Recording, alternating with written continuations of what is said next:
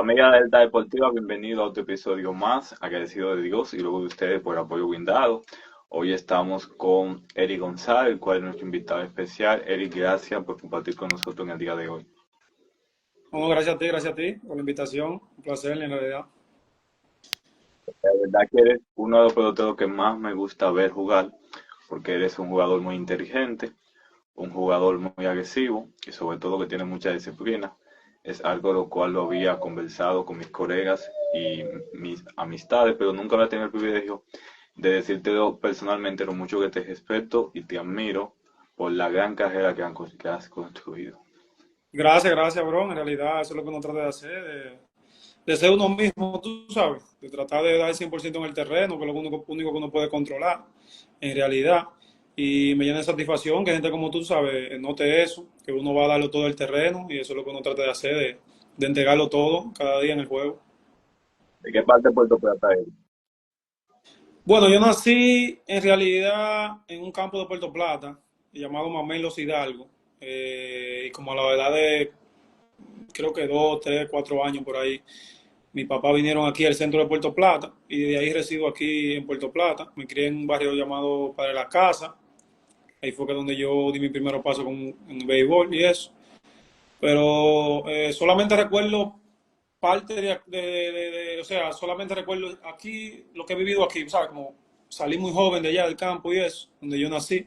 Solamente recuerdo en realidad el centro de Puerto Plata, se puede decir. Que te formaste en un ambiente de béisbol.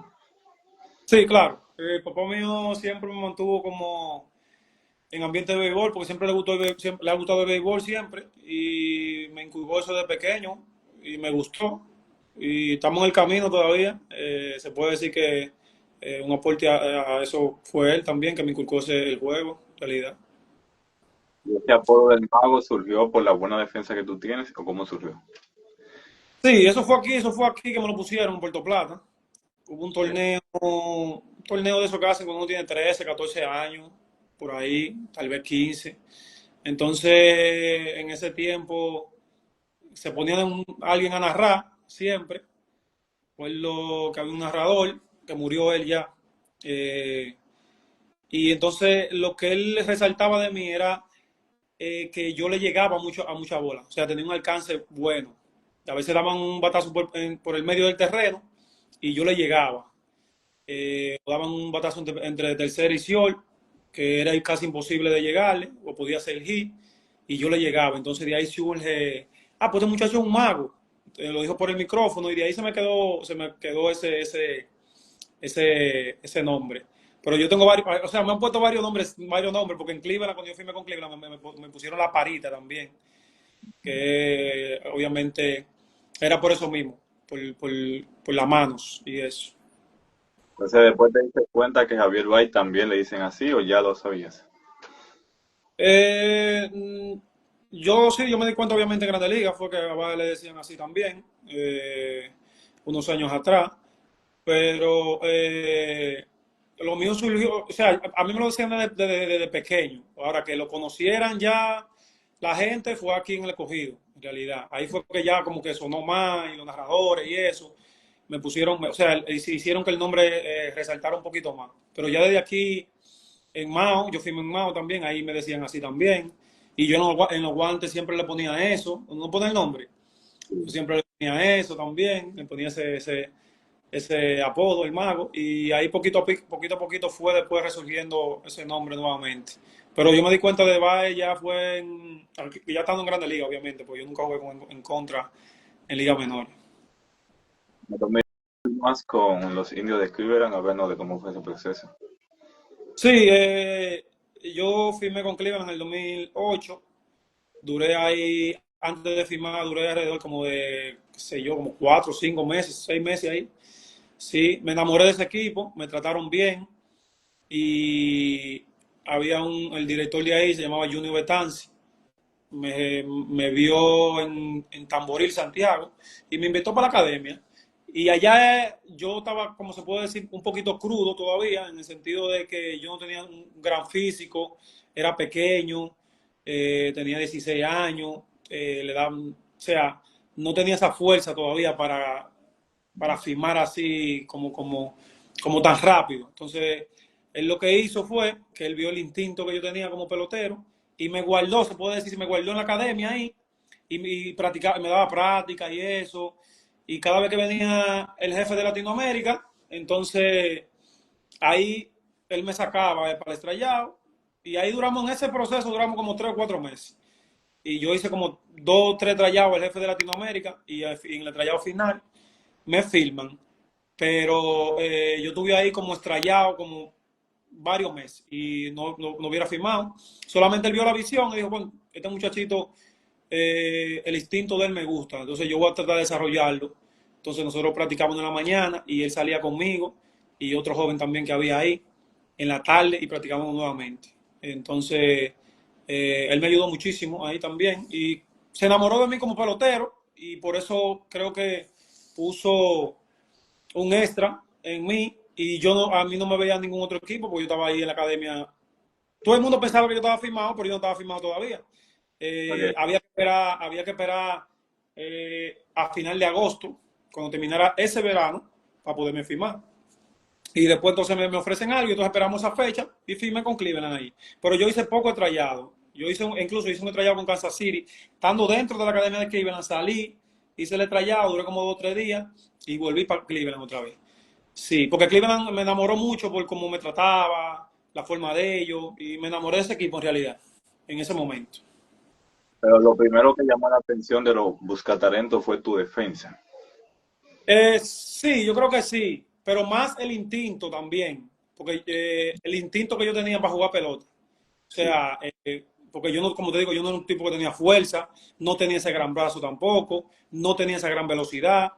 Aparaba, obviamente, tenía esa naturalidad que aparaba, pero no es que era un factor la madre y que, bueno, vamos a firmarlo por la mano, sino que ellos vieron el instinto que yo tenía como pelotero, que yo hacía muchas cosas naturales, a pesar de que no tenía esa gran fuerza ni eso, ni tenía esa musculatura así bien fuerte con esa edad. Y como te digo, el instinto mayormente fue que ellos vieron en mí, cómo yo podía jugar pelota. Porque en ese tiempo, 2008, bajito, esos tiempos se firmaban muchos peloteros que sabían jugar pelota. Tú sabes, no había esos tantos peloteros que era sacando pelota o tirando duro o cogiendo 6-6, 6-5. Ahí se firmaba como más proyección. Bueno, usted muchachito en 5, 6, 7 años puede llegar a Grande Liga o se puede desarrollar esto.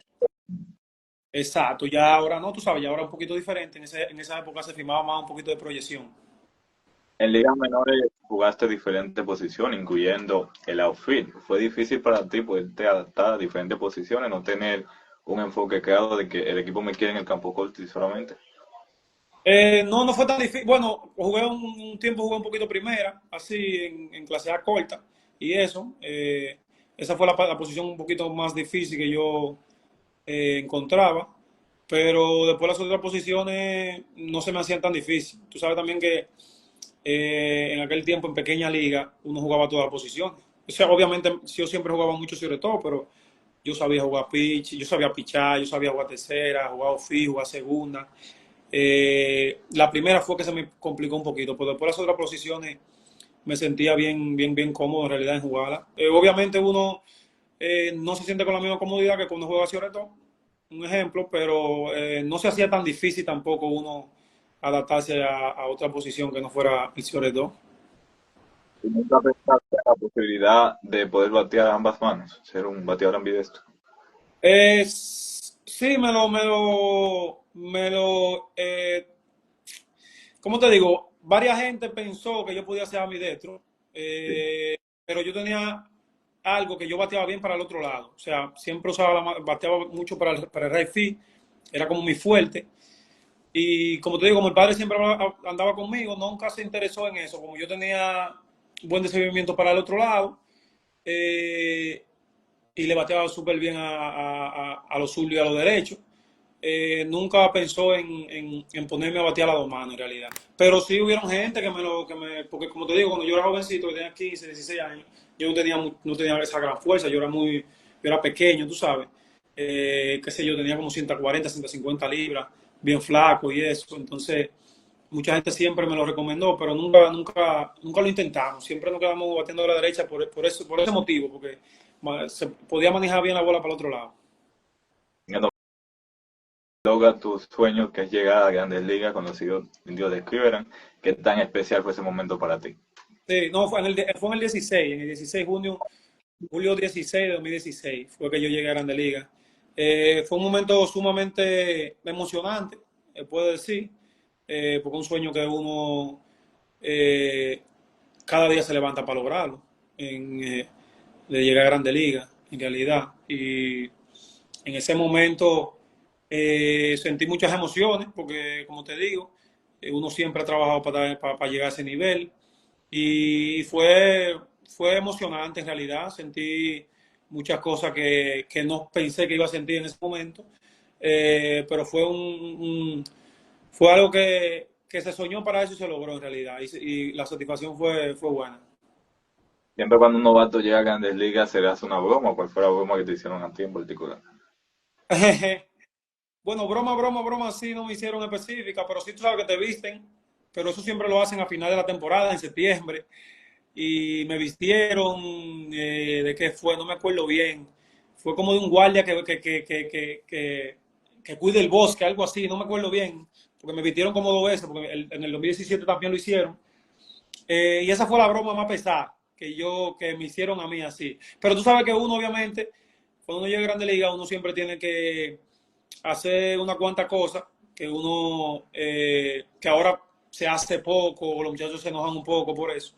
Pero uno llevaba su cerveza, tenía que llevarle, por ejemplo, la bocina, tenía que llevarle cualquier cosa que uno de los veteranos quería que uno lo llevara, tú sabes, había que llevárselo. Yo corrí con la suerte de que había muchos dominicanos y muchos latinos también, que me lo hacían hacer, pero era más para cuidarme, para que ningún americano viniera y que no, tú tienes que hacer, sino llévame esto, pero era para como que los americanos vieran que yo estaba haciendo algo, pero en realidad lo hacían era para eso mismo, como para cuidarme mucho de los americanos, de que no, tú tienes que hacer esto, tú tienes que hacer lo otro, pero yo feliz, yo nunca tuve problema con eso en realidad, yo sabía que eso era un momento de que iba a pasar, que no iba a ser para siempre, eso es los primeros años que uno hace eso, y, y lo hice feliz, sin ningún problema. Yo te iba a preguntar, ¿que el novato hace eso hasta que el equipo suba a un nuevo novato o simplemente por un tiempo limitado? Sí, eso por un tiempo, muchas veces exactamente, muchas veces si suben uno o dos peloteros después que te subieron a ti, ya le toca a ellos, ¿entiendes? Pero si te toca, si no subió a nadie, te va a tocar a ti por lo menos por el resto del año. Eso siempre lo hacen el primero y el segundo año, pues ya del tercer año para allá ya como que te van soltando y van cogiendo a otro y así sucesivamente, ¿tú me entiendes? Pero si te suben y subieron a dos más, tú corriste con la suerte que va a durar poco haciendo eso, pero si no, tú sabes, te va a tocar un tiempo hacerlo en realidad. ¿Y a cuál lanzador fue que conectaste tu primer hit en Grandes Ligas? Si te digo, te miento, en realidad, porque fue apellido Lin, él estaba con Kansas City. Lo que no me acuerdo el nombre bien específico, era un zurdo, fue un zurdo. Lo que sí me acuerdo de mi primer turno que yo cogí, lo cogí en Minnesota, de emergente, se lo cogí yo a Fernando Abad. Y me ponchó, le llegué a 3 y 2 y eso, y me ponchó cantado, un picheo en la esquina de afuera. Eso sí me acuerdo bien porque fue Abad, obviamente, y Abad, tú sabes, lo conocemos la gran mayoría. Pero mi primer hit fue a un zurdo también, llamado Lin. Estaba con Kansas City en ese tiempo. Tuviste el privilegio de estar rodeado de muchas estrellas que ya estaban en travesía de Grandes Ligas, como Carlos Santana, Francisco Lindor, José Ramírez. ¿Qué tanto pudiste aprender de ellos? De todito, por ejemplo, Carlos es como mi papá, porque Carlos yo lo conocí, él era de los Dodgers y a él lo cambiaron para Cleveland cuando yo perdí novato. Yo creo que no había jugado ni verano cuando a él lo cambiaron. Y él fue al complejo, de que estaba en Boca Chica en ese tiempo, y él y yo nos hicimos bien pana desde el primer momento, del primer día. Nos hicimos bien pana. Ya estaba por doble A para allá. Doble A, creo que triple A, yo lo que había firmado. Y él fue al complejo cuando lo cambian, va al complejo de Cleveland, era de los Dodgers, lo cambian para Cleveland, va al complejo de Cleveland y ahí él fue a practicar y ahí nos hicimos bien pana. Y bien pana. Y él siempre me decía, cuando tú vayas para Estados Unidos, tranquilo, que yo te tengo, que esto y que el otro. Y Santana es como mi papá, porque yo lo conocí a él como te digo, bien jovencito. Yo tenía 16, 17 años. Y hasta el sol de hoy, tú sabes, es un tipo que le agradezco muchísimo, porque cuando llegué a Grande Liga también me acogió. Cuando me metí en el rote, me acogió. Cuando llegué a Estados Unidos, Arizona, me acogió. Siempre me mandaba mi bate, mi guantilla, mi spa y todo. Me mandaba, tú sabes. Y Carlos era una de las personas que yo le agradezco mucho, porque como te digo, como mi papá en ese sentido de béisbol y eso. Jugué con Ramírez, como tú dijiste, jugué con Lindor. Uno aprende mucho de esos muchachos, cómo se preparan, cómo lo dan todo en el juego. Los dos son peloteros que no importa cómo el equipo esté, siempre dan el 100%. Son cosas que uno va aprendiendo y eso. Y siempre hay algo bueno que aprender cuando tú estás en un equipo así con mucho caballo, tú sabes, jugué con Melky también, con Melky Cabrera, con Edwin. O sea, jugué con muchos tigres yo aprendí muchísimo de ellos. Y ni siquiera tenían que decirme nada, tú sabes, uno siempre observando y viendo cómo ellos lo hacían, cómo ellos se movían, cómo era su rutina, uno iba cogiendo cositas y esto me puede ayudar, esto no me puede ayudar, ¿tú me entiendes? Entonces, muchas veces ellos haciendo la cosa y uno viendo, solamente observando, uno aprende muchísimo en realidad. Y yo tuve el privilegio de jugar con muchos tigres que me ayudaron muchísimo. Un ejemplo, el mismo Melky Cabrera me ayudó muchísimo fuera del terreno, sabe cómo manejarme, qué hacer, qué no hacer. Un tipo también que yo le agradezco muchísimo por eso, porque fuera del terreno aportó mucho a cómo uno debe manejarse fuera del terreno. La relación con el manager Teji Fancona. Ahí más o menos, tú sabes, porque no te puedo decir que buena, pero tampoco sabe mala, porque en ese tiempo que yo estuve ahí jugué poco. Eh, yo sé que había mucho Tulpeni ahí. Estaba Santana en primera, Jason King en segunda, José Ramírez en tercera, Lindor en el short. Eso era casi, tú sabes, imposible. Pero no fue de que la mejor, eh, ¿cómo te digo? Relación, pues tampoco fue la peor, normal. Yo sí veía que había algunos momentos, chances que yo podía jugar más. Pero no te puedo decir que fue una relación ni buena ni mala. Normal, neutral, así tú sabes. Ok, comprendo. Pero pudiste ver en él un líder, una persona que tenía capacidad para dirigir y guiar. Sí, no, claro, eso es irrefutable, tú sabes. Ese tipo lo tiene en la cabeza de más ganar, ganar, ganar. Y eso uno aprende mucho. Por ejemplo, yo aprendí de él eso mismo, aunque a mí me afectó en ese tiempo, pero aprendí que cuando él tenía un equipo que es el equipo que él sentía que iba a ganar, él No no le lo cambió. importaba, le daba para que ese es el equipo que yo siento que va a ganar y le daba con ese equipo ahí, si tenía que durar 2 o 3 meses con ese equipo. Tú sabes, no importando ya afecta a aquel que no está en ese line-up que él quiere, obviamente, y eso es entendible, pero es un tipo que va a ganar, que lo de él es ganar, ganar, ganar. O sea, él no piensa más que en eso, y si él tiene que sacrificar pelotero en el sentido de que si tú tienes que durar ahí 2 o 3 semanas tranquilo, te va a dejar. Entonces, en ese sentido, yo capté bien, me gustó esa parte de él, aunque a mí no me convenía. Me gustó esa parte de él, que es un tipo que siempre daba el 100% ponía su mejor line, no, siempre con su mejor line, no. Entonces, porque él más pensaba en eso, ¿me entienden? Ganar, ese es el motivo de juego. Ese momento en el cual tuviste mucho tiempo sin ser titular, ¿fue un momento frustrante para ti? ¿O tú estabas tranquilo porque tú sabías que en cualquier momento podía llegar tu oportunidad ahí o en otro equipo? Eh, en realidad, ahí yo lo veía un poquito difícil desde que yo estaba en doble A por ahí, doble A, triple A. Yo lo veía un poquito difícil porque uno, como te digo, yo soy un tipo observador y uno va viendo más o menos, tú sabes. Lindor era prospecto número uno, Ramírez estaba ahí destrozando, tú sabes. Entonces yo sabía que las posiciones donde yo podía jugar se iban a ocupar, tú sabes. Yo no soy outfield, no soy primera base, esa es la posición que yo juego. Entonces, ya yo de doble A, como te digo, triple A, ya yo comencé a ver eso, más o menos cómo se iban a mover las cosas en los próximos años, ¿sabes? Entonces, uno siempre trataba como por de una manera u otra, hablar con el abogado, oye, pues es un equipo por ahí, esto y que el otro, tú sabes. Y siempre aparecían sus equipitos que querían contratar, o sea, cambiarme para su servicio y eso, pero, ¿sabes? Cleveland nunca fue un equipo que me quiso soltar en ese sentido. Y me mantuvo ahí esos años con ellos, ahí. O sea, me imagino yo que a ver qué pasaba, si pasaba esto, si pasaba el otro.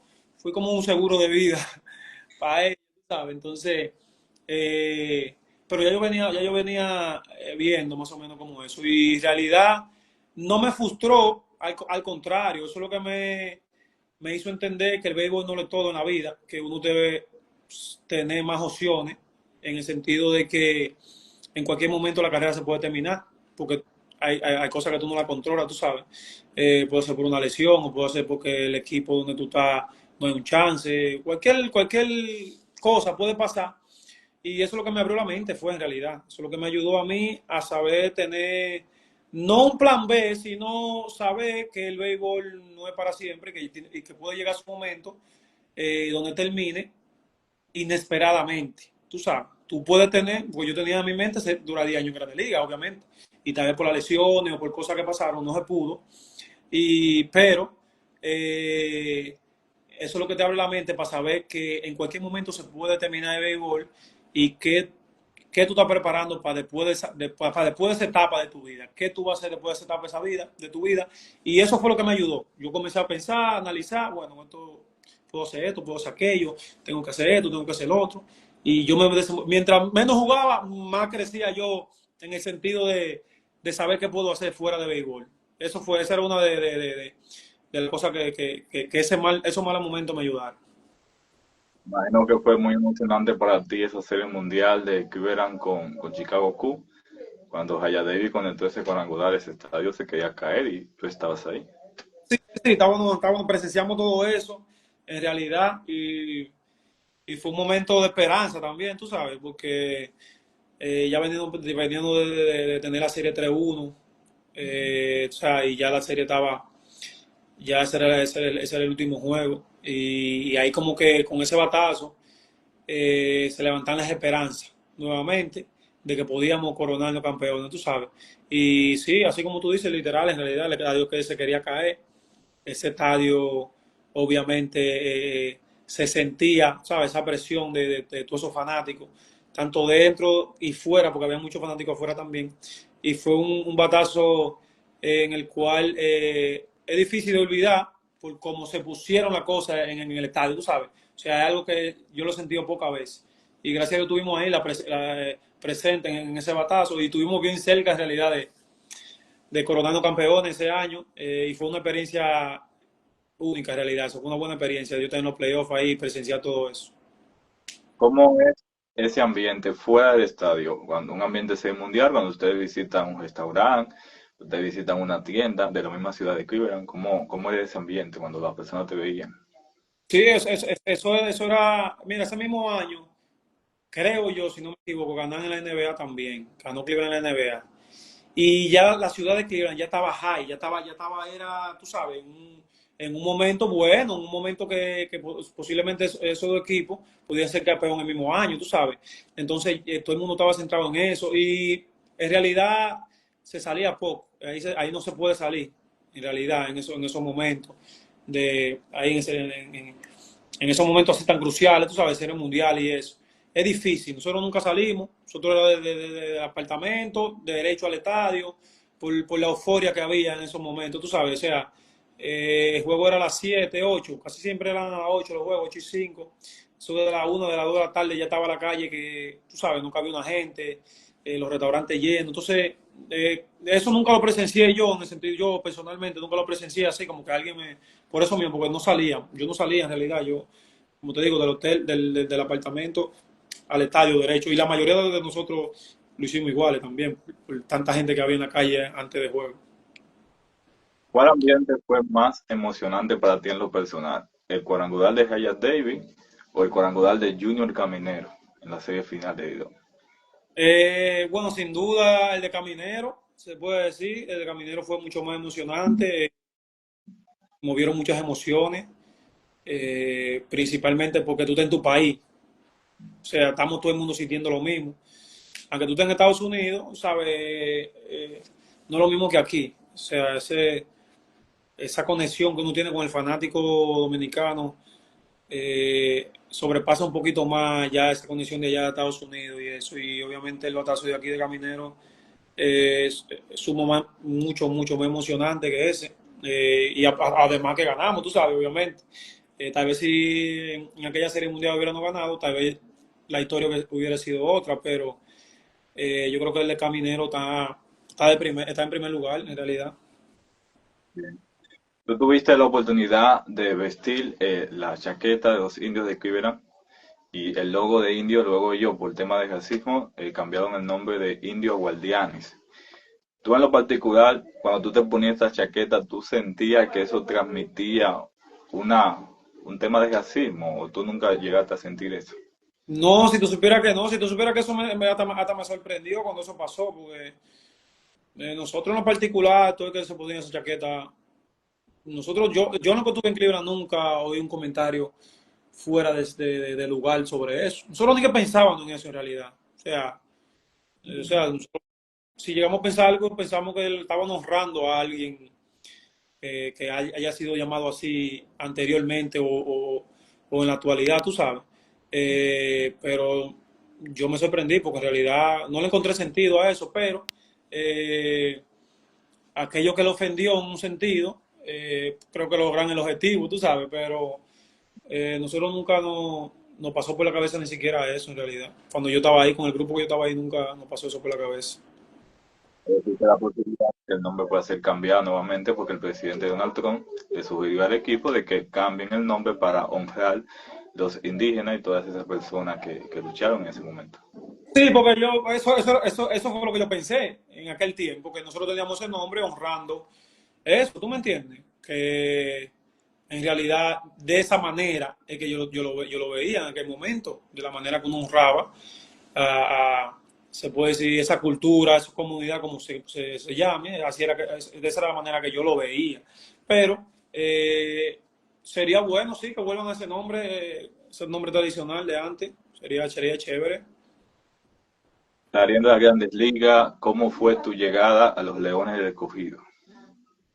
Ah, por el draft, yo fui el pick número 2 en el año 2013 y obviamente estaba Moisés era el gerente en ese tiempo, estaba José Gómez de asistente, si no me equivoco, obviamente José Miguel Bonito estaba ahí, Eduardo también, habían, bueno, estaba Audo Vicente, que era el manager, y así fue la llegada mía en ese año, 2013. Estaba yo en Arizona cuando no, mentira, yo estaba aquí en Dominicana cuando me agarran, después fui a Arizona y Moisés, cuando yo regresé de Arizona, Moisés quería que yo fuera de una vez derecho para allá, para Boca Chica.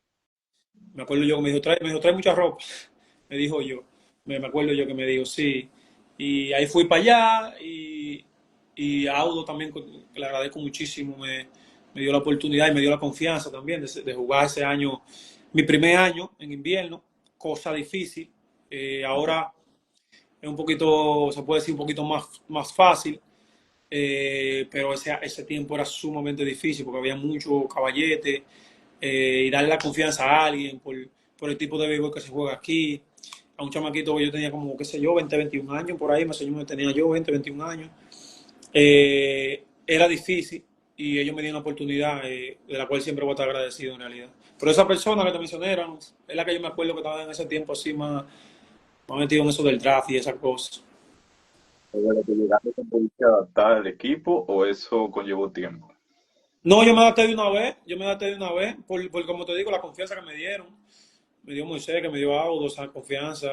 Audo me dio una confianza desde el mismo día que comenzó la liga.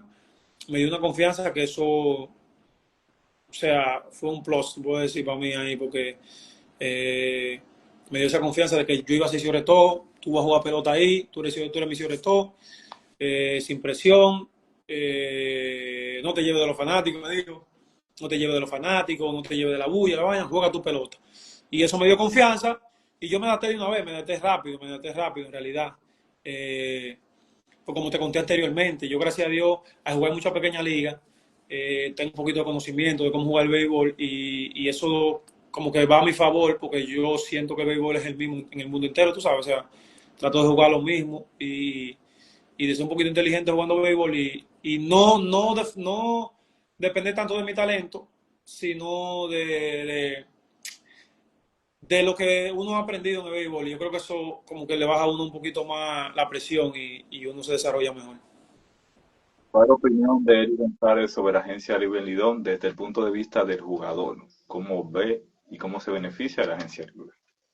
Eh, yo la veo bien, casi un 100%, se puede decir, porque obviamente te da la opción de tú jugar para el equipo que tú quieras jugar, porque tú sabes que en el draft obviamente te cogen y no eres tú que decides.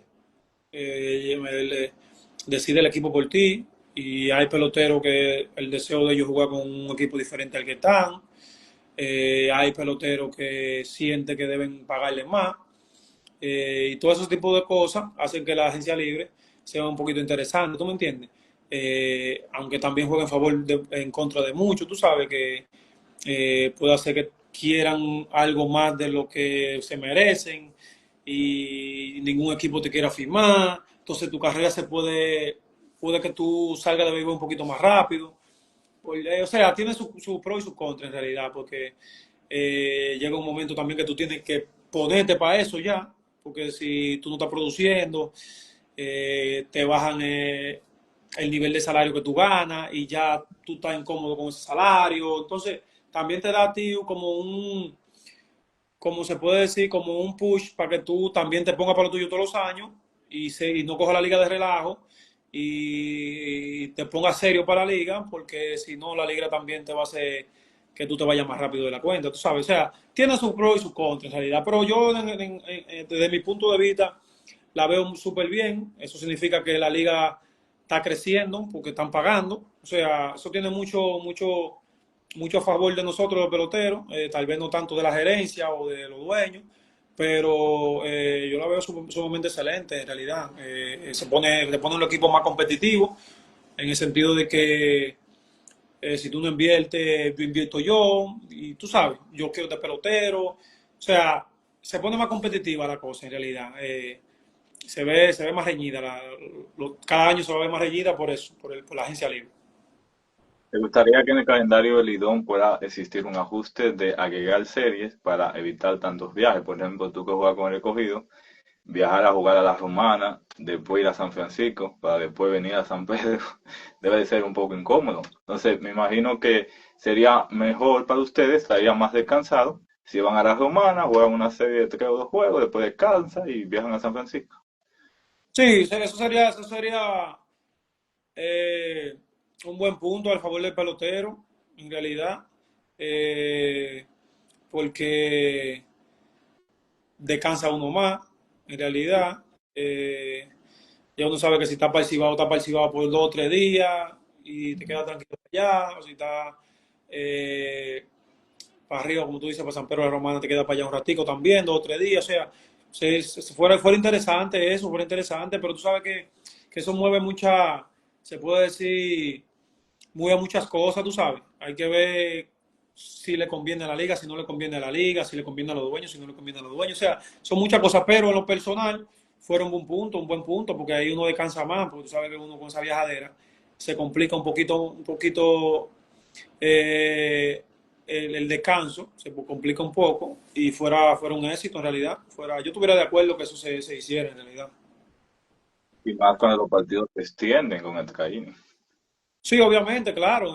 Como te digo, sería más. Hay muchísimas, muchísimas cositas que la liga debería de mejorar, obviamente, pero es un proceso todavía, tú sabes. Una liga que ha cambiado mucho, muchísimo. Eh, te lo digo porque hay peloteros que jugaron hace 10 años y juegan ahora y ven la diferencia. Por ejemplo, Jim, y seguro jugó hace ellos cuántos años y cuando vino dijo, wow, pero esta liga está súper diferente, tú sabes, en todo el sentido de la palabra. Yo tal vez no lo veo así porque yo juego todos los años y yo casi veo siempre lo mismo, pero un tipo que duró 10 años sin jugar y después vuelve a jugar dice, wow, pero tú estás mucho mejor, antes era así, antes era así, ¿entiendes? Entonces, yo creo que ha ido evolucionando la liga poco a poco y mejorando. Y yo creo que chin a chin vamos a llegar a ese punto que tú mencionaste. Y muchísimas cosas más que hay que mejorar. Es difícil para ustedes como bateadores tener que enfrentar a diferentes lanzadores. Por ejemplo, viene un lanzador a 100 millas, después viene un 80, viene un dominicano, después viene un mexicano que tú nunca lo habías visto en tu carrera. Entonces me imagino que para ustedes como bateadores, la Lidón es difícil en ese sentido, por la variedad de lanzadores. Sí, sí, obviamente. Eh, por eso es que una de las ligas más difíciles, el Lidón, por tanta variedad de pitches que hay. Incluso tú lo mencionas en un juego, pero también te puede pasar en una semana, un ejemplo, donde una semana jugaste con un X equipo, jugaste con la estrella, un ejemplo, y en la estrella tenían el rote de 10 pitches, y después la semana siguiente tiene 10 pitches diferentes en el rote. ¿Entiendes? O sea, siempre tiene dos o tres que son los veteranos, que siempre están ahí, pero mayormente a veces el rote cambia semanal y meten 10 pitches diferentes la otra semana y vienen brazos que tú no has visto y así sucesivamente y eso duran 2 semanas pichando y después viene la tercera semana y te cambian. Tú sabes, eso también complica mucho. Tú has tenido un privilegio que pocas personas no han podido tener, porque tu jugador favorito se convirtió en tu compañero de equipo y después se convirtió en tu manager. Estamos hablando de Albert Pujol, un futuro Salón de la Fama. Me imagino que fue un momento muy emocionante para ti, una persona que tú la veías por televisión, que tú me imagino que decías, wow, como que la veías incansable. Después se convierte en tu compañero y después en tu manager. ¿Qué tan especial fue eso para ti? Eh, Se puede decir que hay cosas que uno no la piensa porque uno cree que van a ser imposibles. Y yo nunca pensé conocer a Pujol, ¿tú me entiendes? O sea, en el sentido de que compartí con él, con el pelotero que yo admiré, el tipo que yo veía. Porque lo que pasa es que, lo que pasa es que con Pujol, que yo coincido en que yo, cuando yo tenía como 10 años, es como en el 2000 y pico, 2001, 2000 por ahí, pues yo nací en el 91. Pujol tiene sus 10 mejores años. Yo Ujú. crecí en el béisbol. Entonces, el tipo que yo veía era ver Pujol. Y obviamente, eh, es tan tal así que yo no le he pedido a Pujol nunca una foto, así como quien dice, caballete, vamos a tirar una foto, tú sabes, de la admiración que yo le tengo, el respeto que le tengo a él. Y nunca como que eso siento como que está con él ahí ya como que fue un sueño cumplido. Y cuando él fue pelotero, que jugó con nosotros, eh, fue increíble, porque llegó un tiempo que yo bateaba atrás de él, bateábamos ahí, pam, pam, el cuarto creo, yo quinto ahí, un rato, fue un par de juegos y eso fue algo, un sueño que ni siquiera soñé, o sea, yo nunca imaginé que yo iba a jugar en el mismo equipo de fútbol, eso nunca me pasó por la cabeza, en realidad, tú sabes, y obviamente tenerlo como manager, eh, eso es otro plus, como te digo, tenerlo a él como manager, porque tener tu pelotero favorito, un tipo que dio tanto, para mí el mejor pelotero latino que ha pasado, eso es mío personal, pero los números están ahí, pero eh, eso es algo que no se puede explicar en el sentido porque yo nunca soñé con eso, tú sabes, nunca soñé con estar con Pujol ahí.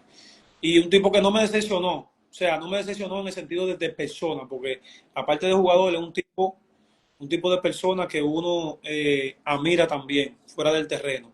O sea, como el trato que él da. O sea, sabe que a veces uno tiene gente que uno ve grande y cuando uno lo conoce, como que en el gol dominicano, como que te baja la nota. Tú dices, concho, este tipo, yo lo veía grande, pero el trato no es el mismo, un tipo que se la cree, un tipo esto, no respeta, tú sabes. Entonces, Pujol es todo lo contrario, pues un tipo que respeta, un tipo que te quiere ayudar. Entonces, yo siempre mantuve a Pujol con esa admiración y después que lo conocí personal, o sea, la vara subió más en realidad. Sí, porque a veces sucede que tú admiras a alguien por el oficio que desempeña, pero cuando lo conoces como ser humano, tú te decepcionas. Pero en el caso de Pujol, la misma disciplina que tuviste como jugador fue que viste como un ser humano. Exactamente, eso fue lo que tú sabes, así mismo como tú lo explicaste, así tal como es, ¿entiendes? Entonces, la admiración se mantuvo intacta y cuidado y subió más por el tipo de persona que él es. Eso es de admirar, en realidad. Tú has dicho en diferentes medios que tú estabas jugando lesionado en la serie final, estabas haciendo el refuerzo por lo que significaba, pero llegó la lesión a la rodilla a un extremo tan fuerte de que tú no pudiste estar para el séptimo partido. Me imagino que fue fuerte para ti ver ese juego desde el dugout sin poder aportar tu talento en el terreno de juego. Sí, claro, estuvimos bregando con la lesión como de noviembre, por ahí más o menos. Recuerda que nosotros tuvimos un diciembre malo, se puede decir. Nosotros pedimos muchísimos juegos. Yo sentía molestia en la rodilla en ese tiempo. Eh, entonces nosotros está tan mal como equipo, se puede decir en ese momento, como que yo no me podía dar ese lujo de yo dejar de jugar. O sea, yo comencé a hacer muchas cosas. Estamos hablando de noviembre, diciembre, estamos hablando de diciembre, donde ya la rodilla me estaba molestando, tú sabes. Entonces, el equipo a veces se puede decir en esa racha mala, yo no me podía dar ese lujo de yo como dejar el equipo así, eh, de que así a la deriva, se puede decir. Después que yo tengo tantos años peleando por llegar a una final o peleando por llegar a un playoff y de ahí conseguir la corona, tú sabes. Entonces, yo no me quería dar ese lujo. Entonces ya ahí ya ahí yo comienzo a hacerme muchas cosas en la rodilla, estamos hablando de diciembre, por ahí, como te dije, noviembre, hacerme muchas cosas en la rodilla para mantenerme, porque queremos clasificar, estamos perdiendo muchos juegos, y así sucesivamente. Nada, y logramos clasificar, llegué round robin, comienza lo mismo, tú sabes, bregar con las rodillas, ponerme esto, ponerme lo otro, practicar poco. Yo estaba en un momento que yo no practicaba, que nada más jugaba, que eso era desde que yo llegaba a tratamiento, que esto, que hielo, que caliente, que vamos a ponerte esto, que vamos a hacer esto, que vamos a estrecharte. O sea, hacía muchísimas cosas. Yo duraba 5, 6 horas en el training room, eso para mí era nada. Eh, entonces yo me batallé con eso ahí también en el round robin, pero entonces ya sintiéndome con la molestia fuerte, pero se podía controlar con muchas cosas que hacíamos, pasó un suceso en el primer juego del Licey, que yo di un rolly entre primera y segunda, Gustavo se tira de cabeza y yo trato de llegar y choqué con el primera base. ¿Qué pasa? Cuando yo choco con el primera base, todo mi cuerpo cae en la rodilla afectada. Entonces ahí ya el dolor incrementa ya a otro nivel ya. Ya ahí ya, desde el primer juego ya las cosas se comienzan a complicar, porque ya yo termino ese juego con la rodilla hinchada y así sucesivamente. Si tú te das cuenta, yo jugué el primer juego, después descansé el segundo y después volví en el tercero y descansaba y así. Tú sabes, era como, vamos a descansarte hoy para que puedas jugar mañana y esto, tú sabes. Entonces yo me mantuve todo el round robin, perdón, todas las finales en ese vaivén, donde por la mañana yo me comunicaba con Pujol o con quien sea, ¿cómo amaneciste? Bueno, la rodilla me duele, pero yo me voy a hacer algo, me voy a poner algo para yo jugar, entonces jugaba jodido, lesionado, y al otro día la rodilla estaba hinchada, ya no podía jugar el día siguiente, tenía que descansar para durar ese día completo haciendo tratamiento y volver a jugar. Entonces eso fue lo que se complicó, pero lo que más me motivó a mí a seguir fue el tiempo, tú sabes, el tiempo que teníamos sin ganar, el tiempo que nosotros en la esquina ahí donde yo me siento, nosotros desbaratábamos equipo, poníamos equipo, tú sabes, o sea, toda esa cosa me hacían a mí seguir, no dejar el equipo, como te dije, a la deriva. Y me dolió mucho, o sea, no jugar en el séptimo juego, obviamente. Eh, pero yo llegué a un punto, como te digo, que ya yo no podía hacer más nada porque ya las rodillas no me daba para más, ¿me entiendes? Entonces, eh, pero yo sé, valió la pena, que es lo más importante, tú sabes, valió la pena. eh, y siempre voy a estar agradecido, un ejemplo, de todos los tigres que estaban ahí, que dieron el 100%, eh, y trajeron esa corona, tú sabes. Yo siento que a pesar de yo jugar así, la cosa valió la pena hacer todo ese esfuerzo. Ya ha ganado cariño respecto de la fanaticada escarlata. Yo siempre veía los comentarios en las alineaciones cuando tú no estabas y la persona estaba encojonada. ¿Dónde está el mago? ¿Dónde está Eddie González? ¿Por qué no lo ponen a jugar? Pero tal vez muchos no sabían la situación que estaba pasando. Pero, ¿cómo tú describes en sí la fanaticada escarlata? Son mi familia en realidad, tú sabes.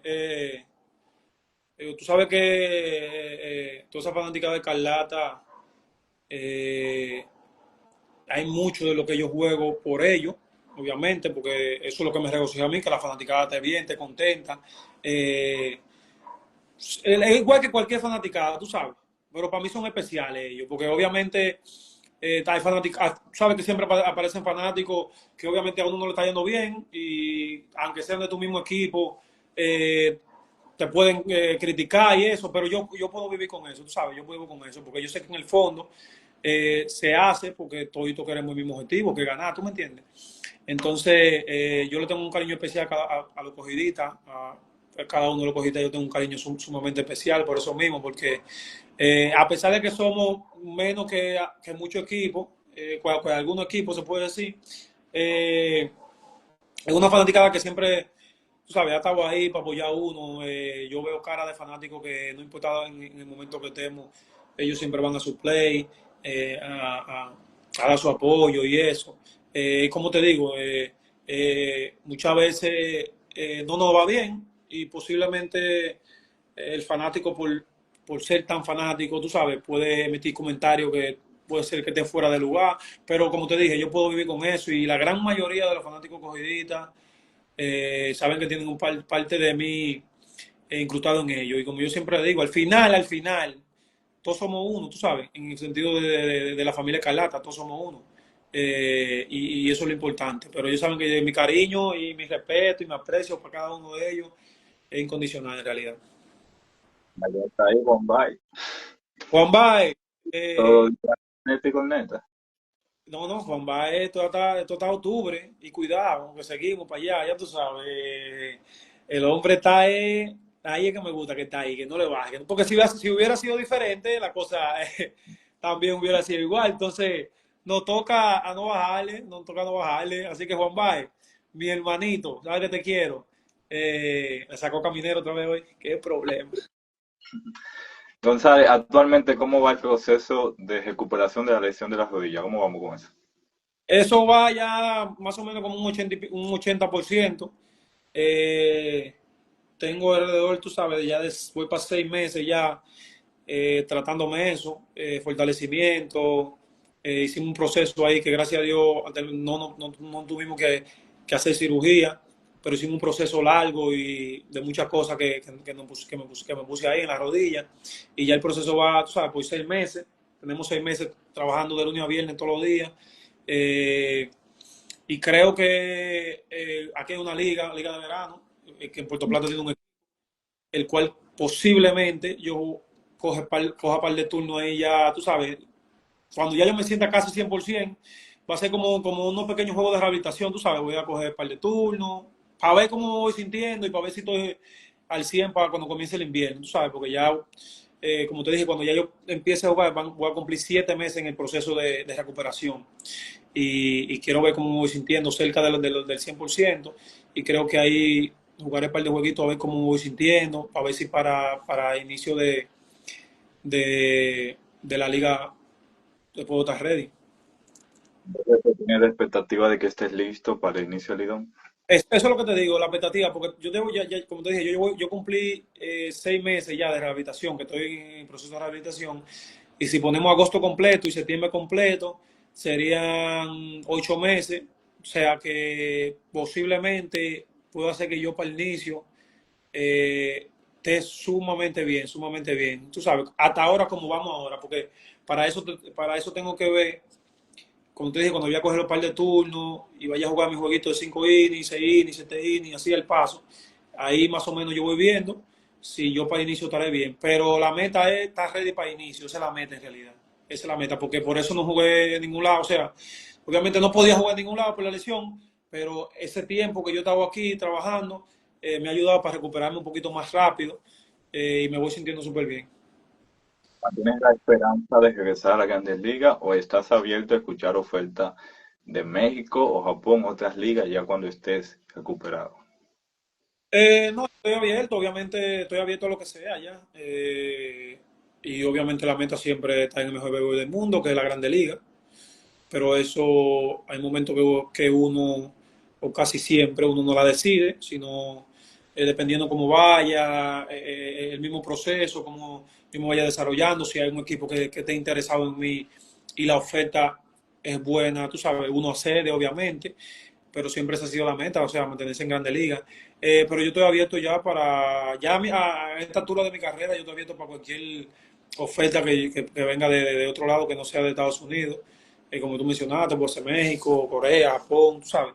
Todo se va a basar, obviamente, en qué tipo de oferta le hagan a uno. Pero yo estoy abierto ya yo estoy abierto, yo tengo creo bastante tiempo en béisbol ya, donde ya llegó el momento de uno abrirse a cualquier cosa que pueda traer comida a la mesa en realidad. Después del retiro, ¿te visualizas siendo instructor, manager, coach? Muy difícil en realidad. No puedo escupir para arriba, como dicen. Eh, pero instructor, eso mismo de manager. Lo de manager lo veo un poquito más factible, en el sentido de que me puede gustar un poquito más, pero como instructor así, nunca me he visualizado así, en realidad. No me he visualizado de esa manera. Sí, bueno, me gustaría obviamente trabajar para un equipo, obviamente, especialmente aquí en la Liga de Invierno, pero me gustaría más también oficina, me gustan cosas así, oficina, no tanto ya en el terreno. Ya uno ha durado mucho tiempo en el terreno, en realidad. Pero no me visualizo como un instructor, así como un instructor, no. O sea, obviamente uno no sabe lo que le trae, se puede decir futuro, pero me visualizo más en otras áreas, en realidad, más oficina y eso así. De aquí a 10 o 15 años. ¿Cómo? Esto de retiro está lejos, ¿verdad? De aquí como a 10 o 15 años. Sabe que retiro mayormente uno lo programa, pero a veces uno no tiene ni control de eso, muchas veces, tú sabes.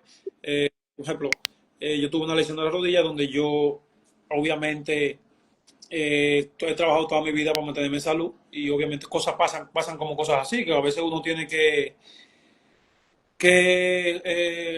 salirse del plan que uno lleva mentalmente, porque tal vez la vida no te llevó por el camino que tú pensaste. Y los retiros a veces son momentos que uno nunca planeó que iba a pasar ahí, tú sabes. Eh, pero si yo me mantengo saludable y eso, todavía quedan un par de añitos buenos que uno puede eh, perdurar, y más aquí en la Liga Dominicana también. A mí me gustaría jugar por mucho tiempo aquí en la Liga Dominicana, especialmente.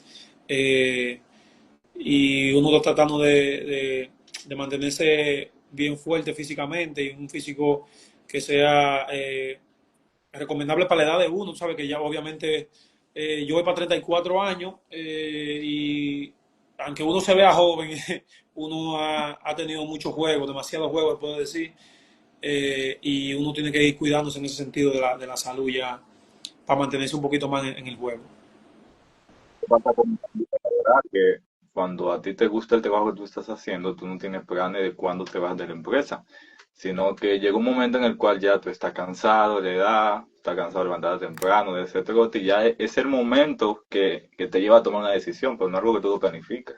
Exactamente, no es algo que se planifica así, de que no, mejor en 5 años, 4 años. Bueno, hay gente que lo ha hecho, obviamente tienen un contrato de 3 4 años y dicen, bueno, después de este contrato no juego más. Pero muchas veces, la mayoría de veces, es el momento que te lo va dando, ¿me entiendes? A veces, ha pasado que hay tigres que se han retirado a los 32 33 años, porque ya también están seguro han acumulado una gran parte de dinero y ya piensan que o sea, ya dicen, bueno, lo que me están dando a mí no equivale a yo dejar mi familia y irme por esta cantidad de dinero, donde me van a quitar tantos impuestos y al final tengo que pagar aquí, y al final lo que me voy a ganar son tantos y yo mejor me quedo aquí, tú sabes, o sea, hay mucha variante que tienen que ver con eso, con el retiro, obviamente, y es como tú dices, es el momento que va a decir, cuándo es el momento. Ahí finalizando, he podido ver que tienes una buena relación con Jonathan Piña. ¿Cómo lo conociste y qué tanto ha influenciado en tu acercamiento a Dios y tu crecimiento como persona? Bueno, a Piña yo lo conocí en el 2000, como en el 2009, 2010. Piña tenía un chat cuando era evangelista, un chat que se llamaba La Unción que Restaura, algo así, si no me, sí, La Unción que Restaura. Y ese chat él se conectaba en la noche y como yo estaba visitando la iglesia en esos tiempos, como que me gustaban como las cosas que él hacía.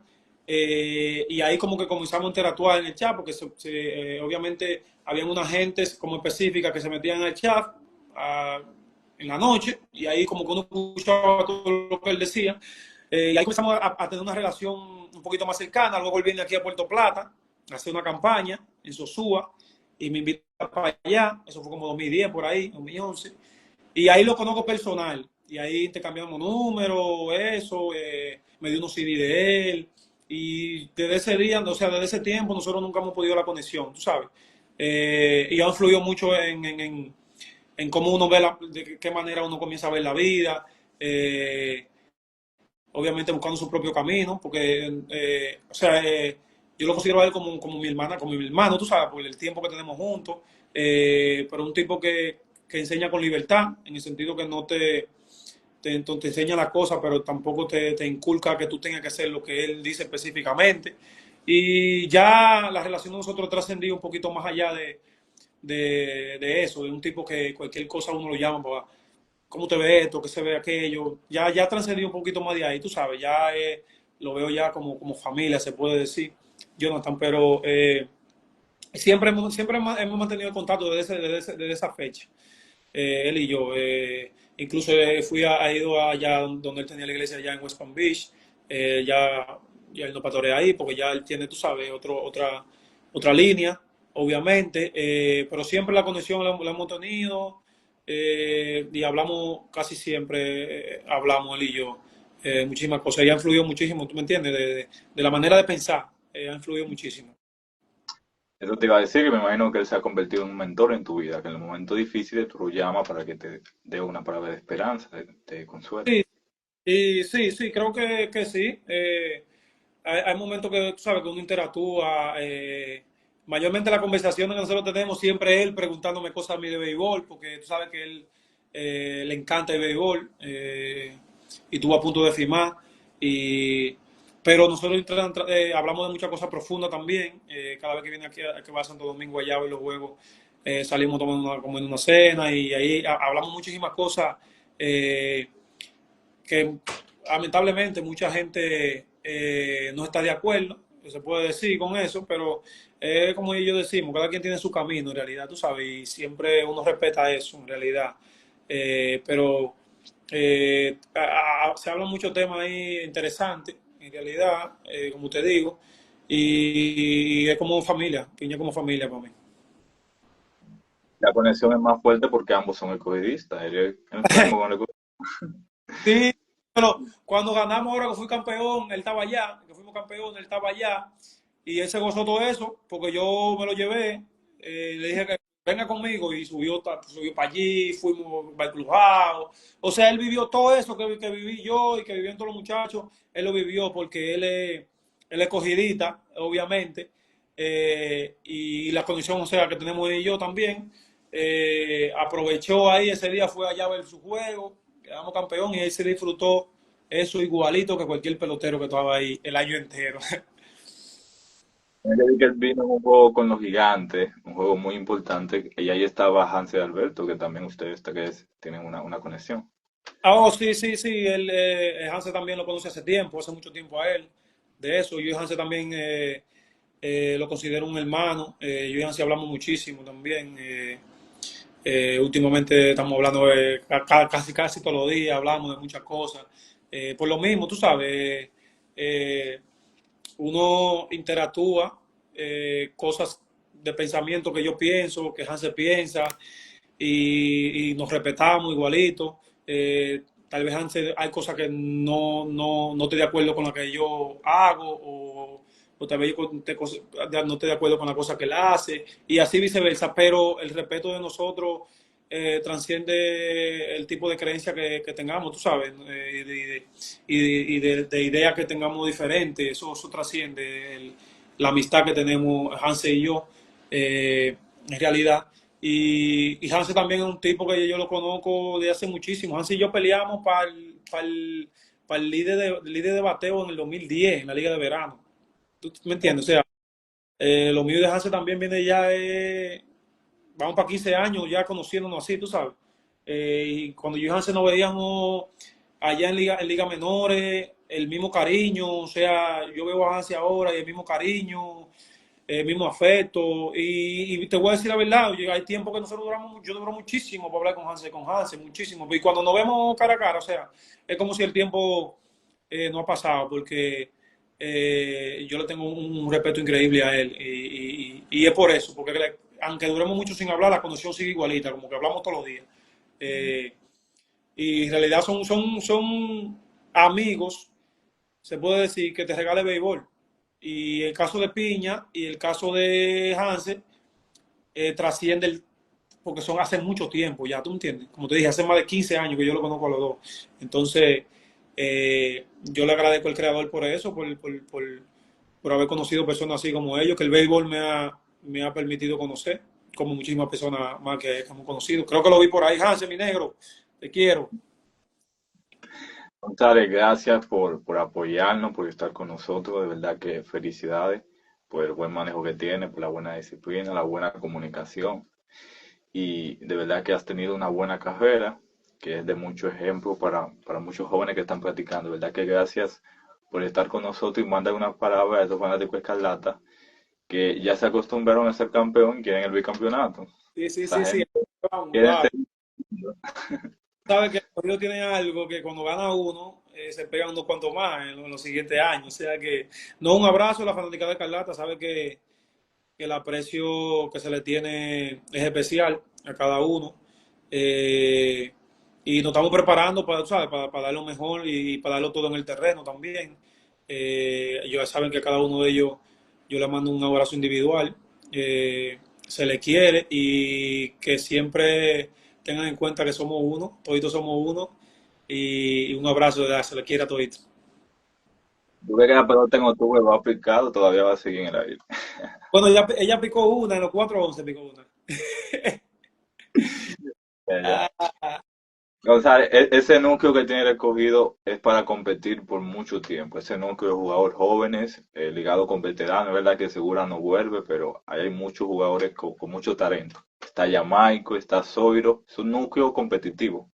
Sí, sí, sí, tenemos muchos peloteros que saben jugar béisbol, saben jugar pelota, que es lo más importante, y obviamente el aura que se dejó ahí también, eso se mantiene con el tiempo, ¿me entiendes? Porque el año pasado, o sea, el año antipasado, que fue 23-24, nosotros perdimos un round robin, y yo le comenté a Jimmy, un ejemplo, que Jimmy siempre y yo estamos juntos, Marmolejo, le comenté a ellos que yo sentía que el año siguiente iba a ser especial porque ya el aura, la energía se estaba ya formando, ¿sabes? Esa energía que cuando yo llegué en el 2013, 14, 15, 16, esa energía que estaba ahí, lo hubieran perdido.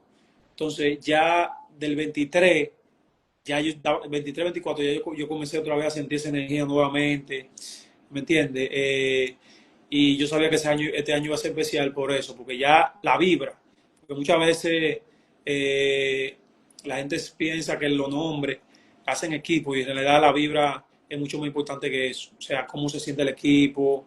A veces tú puedes tener, bueno, te voy a poner el ejemplo de Licey, un ejemplo, no tenía, o sea, nombre a nombre Licey no salía con nosotros, porque la calidad de pelotero que nosotros teníamos, eso era, o sea, era un trabuco, ¿me entiendes? Entonces, pero el Licey hace un equipo místico con mucha energía, mucha fanaticada, que lo ayuda mucho también eso, siempre se mantiene en pelea por eso, ¿me entiendes? Por esa energía que mantiene ahí. Y eso nosotros lo tenemos. O sea, esa energía ya nosotros la tenemos y yo pienso que en los próximos años la meta es tener varias coronas más, conseguir varias coronas más, yo creo que esa es la meta. Lo que tú dices, yo entrevisté a Víctor Esteves, el cual fue manager cuando ustedes pasaron a Gran Hobby, y él dijo que él sintió que ese año el equipo se estaba como acercando a la meta del campeonato. Que Sí, aunque sí, no llegaron a obtenerlo, pero él dijo, ese equipo está cerca de obtener algo. Porque el éxito de un equipo, eso conlleva tiempo. El éxito que tienen los Dodgers ahora, el éxito que tiene Houston, eso no fue de la noche a la mañana. Ese equipo se construyó con talento. sí, sí, mira, yo no vi esa entrevista y no vi cuando lo dijo, pero es así como él dice, ¿tú me entiendes? Eso, yo sentí eso mismo. Nosotros perdimos en el round robin y eso, pero yo sentí lo mismo. Yo sentí que para el año siguiente iba a ser bueno, iba a ser especial, por eso mismo, porque ya esa energía se estaba mezclando, ya el aura estaba cambiando, o sea, ya habían momentos donde perder no era normal, tú sabes, ya las cosas estaban cambiando, ya, porque cuando un equipo no tiene esa mística, esa energía, perder se convierte en normal ya, oh, perdimos, ya, tú sabes. No, en ese momento, ese 23-24 no era así. Nosotros perdíamos y nosotros buscamos la manera de que teníamos que ganar el día siguiente, ¿me entiendes? Entonces ya yo estaba viendo esa energía que estaba llegando y yo sabía que para el siguiente año las cosas iban a ser especiales y fueron especiales, en realidad. Vale, gracias por estar con nosotros. Gracias a ti, brother. Un abrazo. Muchas gracias. Debate especial con Eric González, el mago.